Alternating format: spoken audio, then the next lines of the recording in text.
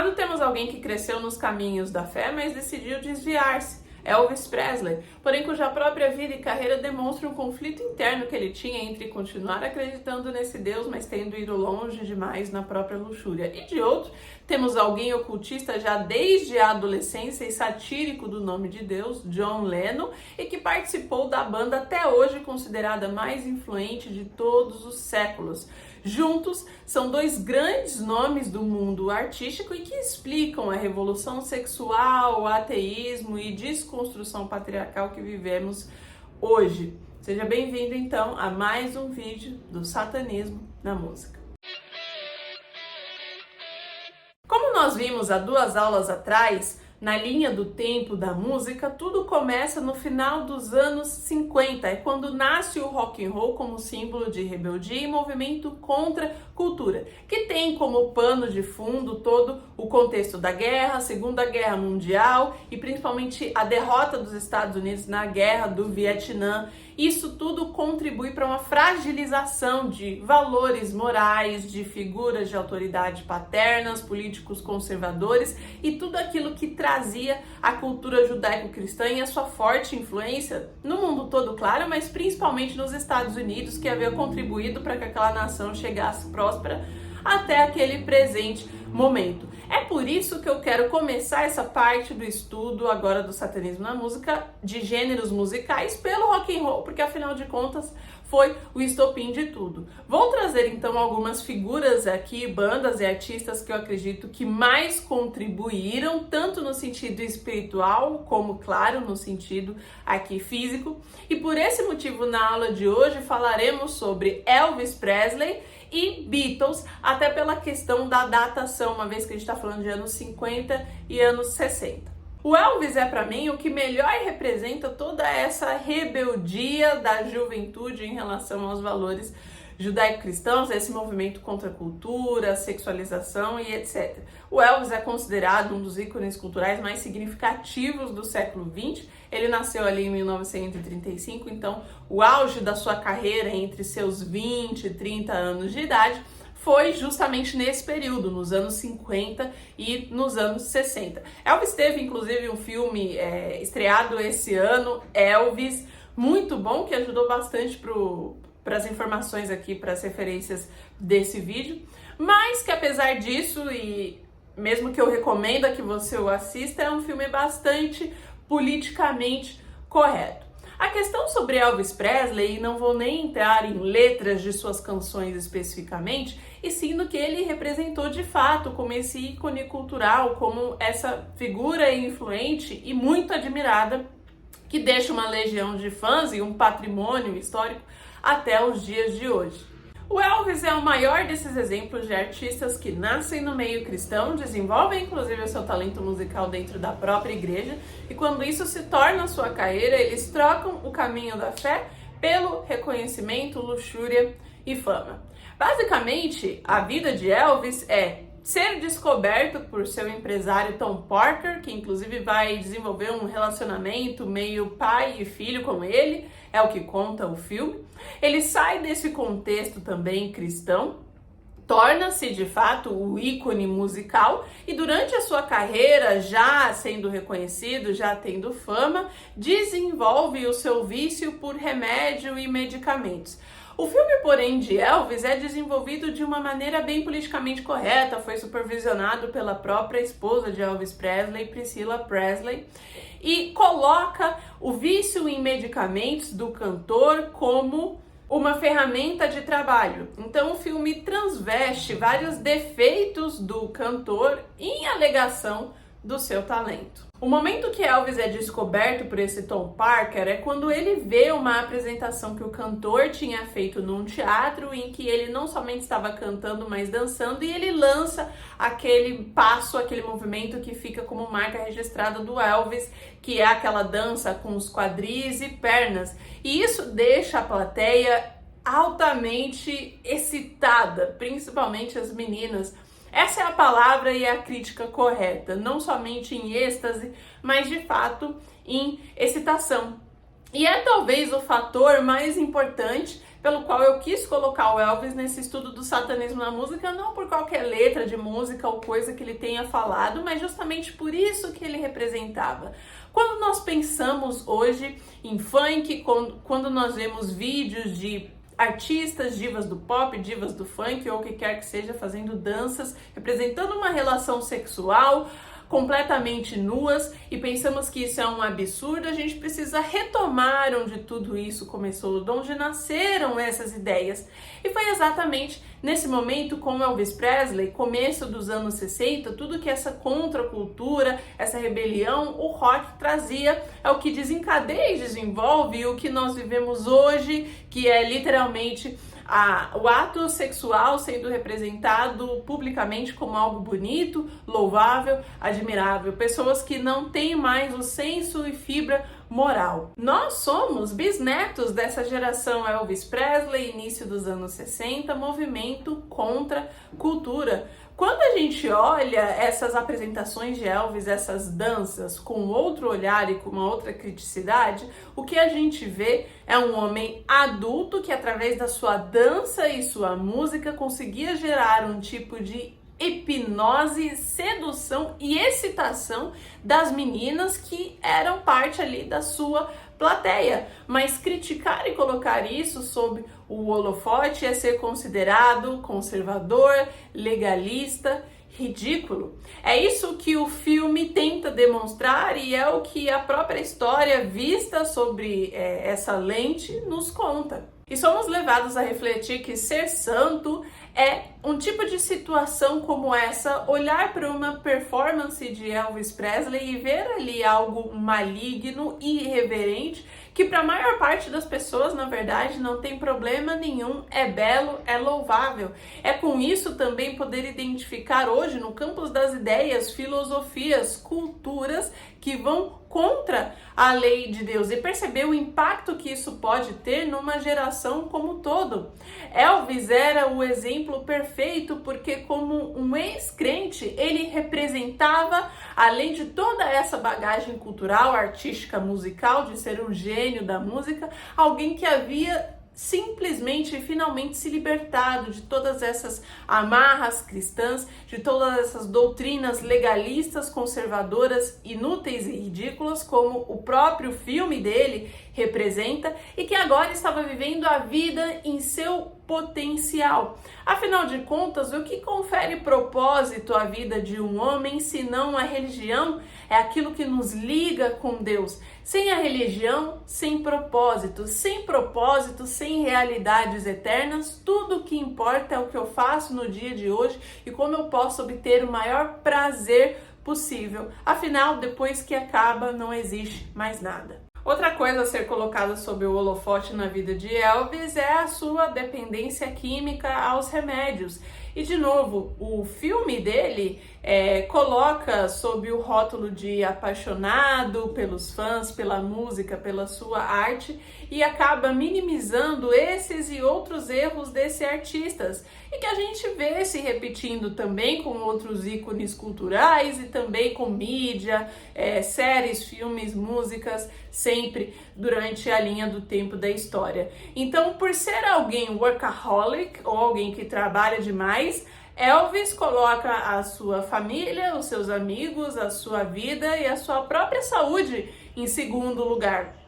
Ele também torna-se um dependente químico, alguém viciado em remédio. E qual é a mensagem que isso está passando?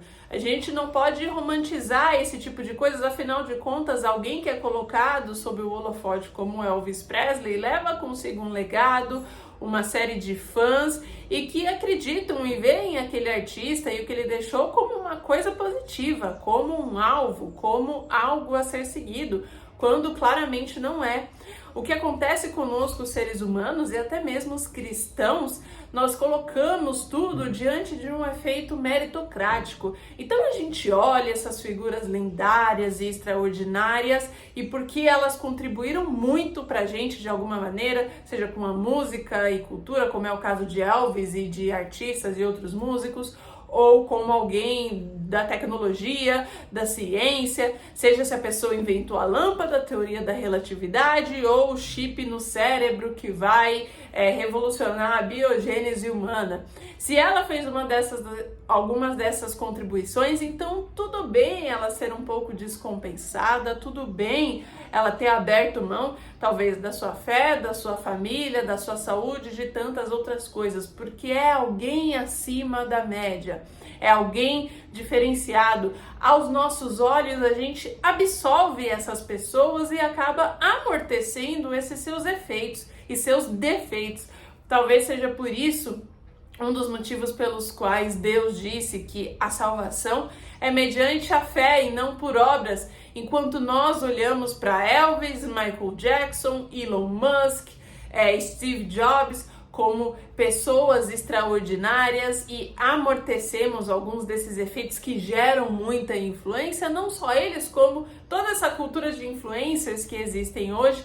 Para Deus, são seres humanos como eu e como você, que carregamos o DNA adâmico, que continuamos caindo no canto da serpente desde o Jardim do Éden, de que nós poderíamos nos tornar semelhantes a Deus, iguais a Deus, se comêssemos da árvore, ou seja, se tivéssemos uma rebeldia, se errássemos o alvo que Deus pediu. O alvo do diabo ao desviar os seres humanos não é por um caminho somente, acreditar talvez que o Deus não existe ou adorar outras deidades, mas sim mexer com algo muito importante para o ser humano desde a sua natureza, que é a vaidade, que é o recebimento de glória, e com isso fazer acreditar que nós podemos nos tornar esses deuses. É o que ele falou a Eva, é o que ele continua sussurrando aos nossos ouvidos até os dias de hoje. E hoje a gente tem muito mais recursos do que tinha no tempo de Elvis para acreditar de fato nesse potencial super-humano e Deus que podemos nos tornar, que tem muito a ver com a própria tecnologia que vai mudar a biogênese do ser humano. Mas o que a gente vê em comum quando olha para Elvis Presley, quando olha para Michael Jackson, como olha para Amy Winehouse, que não só foram artistas, que não só foram músicos singulares e revolucionaram aquilo que tinha a ver com o seu próprio tempo ou gênero. Todos eles vieram também, algum dia foram, de um ambiente, de um contexto cristão e saíram desse caminho, e também todos eles morreram viciados. Talvez você olhe para isso que eu estou dizendo e pense simplesmente que eu estou colocando essa lente cristã, essa lente conservadora. Mas então vamos olhar de maneira científica. O método científico, método utilizado na ciência irrefutável de Stuart Mill até os dias de hoje, diz que quando vemos os mesmos resultados em situações diferentes com elementos parecidos, tendemos a acreditar que aquilo é uma causa. Então o que a gente observa quando vê pessoas de fama que já foram de um contexto religioso, que tiveram uma vida de luxúria, com tudo aquilo que o mundo poderia recompensar, e morrendo de uma forma tão trágica, entregando-se a vícios? Talvez não seria isso uma causa? Então, pela própria ciência, a gente vê sim uma causa. Há uma relação intrínseca entre vida de fama, dependência química e irreverência que produz esses influenciadores, sejam eles artistas, músicos ou não, e que, portanto, vão influenciar jovens que os tomarão como exemplo e que vai ter consequência em uma geração inteira. De maneira nenhuma, fama por si só é pecado, mas se eventualmente ela vem em detrimento da fé e da lei de Deus, então o preço é caro demais. É como na história de Esaú, que vende a sua primogenitura, o maior benefício que um homem podia ter, apenas por um prato de uma refeição do seu dia. É o que nós aprendemos não somente com Elvis Presley, mas também com Amy Winehouse e com Michael Jackson. Em sua vida alcançaram o suprassumo do que a vaidade, do que a glória e o autorreconhecimento podem oferecer. E em sua morte, o único questionamento que fica é: houve salvação dessas almas? Porque a maior das coisas que se alcança na terra são simplesmente coisas como o prato de refeição de Esaú, mas a salvação vem de uma realidade eterna do pós-morte. É o que a gente se questiona e espera que um dia no céu veremos pessoas improváveis que talvez um dia conseguiram se redimir e se regenerar. O que nos chama a atenção, então, não somente da vida de Elvis, como de seu filme e tantos outros tipos de conteúdo que se possam produzir, é a caricatura que se faz dos crentes e da fé cristã como sendo simplesmente uma fonte de legalismos e segregações que podam o ser humano de viver o seu, de fato, potencial, ou seu prazer e êxtase, e coloca o artista de uma maneira romântica que minimiza os seus erros de caráter, os seus eufemismos, ou seja, acaba com toda a distinção de bem e mal e nos torna cada vez mais imorais, criando absolvições para práticas e pecados que de fato são abomináveis. E com os anos 60, claro, nós temos o nascimento da banda mais influente de todos os tempos, os Beatles. E eu queria focar especificamente aqui, não talvez na banda como um todo, mas sim em uma pessoa específica, John Lennon. Segundo as biografias que existem de John Lennon, é reportado que ele sempre foi um ávido leitor, muito apreciador da sua própria solitude, e seus familiares, especificamente sua tia Mimi, dizem que ele desde cedo sempre teve um interesse pelo oculto. Já desde adolescente lia livros sobre magias e feitiçarias e dizia já ter explorado algumas próprias ele mesmo. Essa sua tia também conta que certa feita ele estava na cozinha e ela estava conversando com ele e ele afirmava ter visto Deus. E quando ela perguntou como Deus se parecia, ele disse que tinha visto Deus assentado em um trono de fogo. Obviamente que o Deus que ele se referia não é o Deus dos cristãos, senão o próprio Lúcifer. A sua família também conta que desde cedo ele tinha uma admiração por pegar louvores protestantes e fazer algumas profanações, então trocar palavras por palavrões, colocar alguns adjetivos ruins ali e até mesmo desenhar cartoons zombando da crucificação de Cristo. Sabemos que John Lennon morre aos 40 anos, assassinado por um homem que inclusive era seu fã lunático, Chapman, que foi condenado à prisão perpétua. Esse homem, diversas vezes em entrevistas que ele deu, algumas alegava ter feito aquilo, pois ouviu uma voz dentro de si que dizia para matar John Lennon.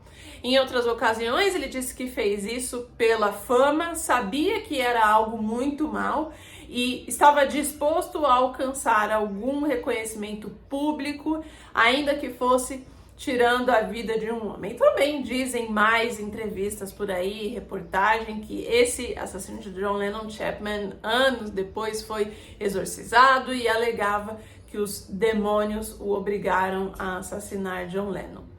De uma forma ou de outra, o que eu gostaria de deixar como contribuição principal de John Lennon aqui é a música de autoria dele, chamada Imagine, uma música que você provavelmente já ouviu por aí. Ela é muito tocada e celebrada em grandes eventos mundiais e ela alerta para algo maligno, para tudo aquilo que pavimenta o caminho do anticristo e todas as filosofias diabólicas que a gente tem acreditado e caído até então. Peço que você veja comigo então o significado dessa música. Ela começa dizendo o seguinte: imagine que não exista paraíso, é fácil se você tentar. Nenhum inferno sob nós, acima de nós, apenas o céu. Imagine todas as pessoas vivendo o presente. Imagine que não há países, não é difícil, nenhum motivo para matar ou morrer e nenhuma religião também. Imagine todas as pessoas vivendo a vida em paz. Você pode dizer que eu sou um sonhador, mas eu não sou o único. E eu espero que algum dia você se junte a nós e o mundo será um só. Imagine que não existam posses e eu me pergunto se você consegue, sem necessidade de ganância ou fome, uma irmandade dos homens. Imagine todas as pessoas compartilhando o mundo inteiro. Olhando superficialmente, parece um discurso, ursinhos carinhosos, muito belo, muito bonito, mas quando a gente se aprofunda no significado do que John Lennon está comunicando aqui, a gente vê claramente O plano maligno, o plano que Lúcifer sempre teve desde sua expulsão aos céus. Mas tudo bem, vamos ver em detalhe. Primeiro ele começa falando da distinção, abolição das realidades eternas, ou seja, não existir céu, não existir inferno. Se não existe céu, não existe inferno, é porque não existe Deus. Se não existe Deus, de fato, o cristianismo está todo errado, obviamente. Então ele já começa trazendo essa proposta. Não tem paraíso, não tem inferno abaixo de nós, e o céu é simplesmente o céu de firmamento, o céu que andam os aviões, o céu azul. Não há céu de paraíso. Então ele já começa com essa ideia do que se chama aniquilacionismo ou niilismo, né? Que são formas também céticas, são formas de ateísmo, ou seja, não existe Deus. Se não existe Deus, é claro que não existe céu e inferno. E a abolição das realidades eternas, né, a abolição da religião é um dos 3 pilares do comunismo, de Karl Marx, que ele estabelece lá em seu livro O Capital, publicamente. Então também a gente percebe esses ideais de esquerda e comunistas aqui. Mas ok, nessa primeira estrofe a gente já entendeu. Então a proposta é niilista, não existe céu, inferno, Deus não existe, em outras palavras. Se Deus não existe, aí ele termina a primeira estrofe falando, imagina todas as pessoas vivendo o presente. Ou seja, o que ele propõe? Quando a gente fala que não tem céu, não tem inferno, não tem Deus, eu não preciso viver a minha vida diante daquilo que dizem as tais das escrituras sagradas, porque Deus não existe, eu não preciso viver diante daquilo que Satanás vai dizer que poda o ser humano, que limita o ser humano.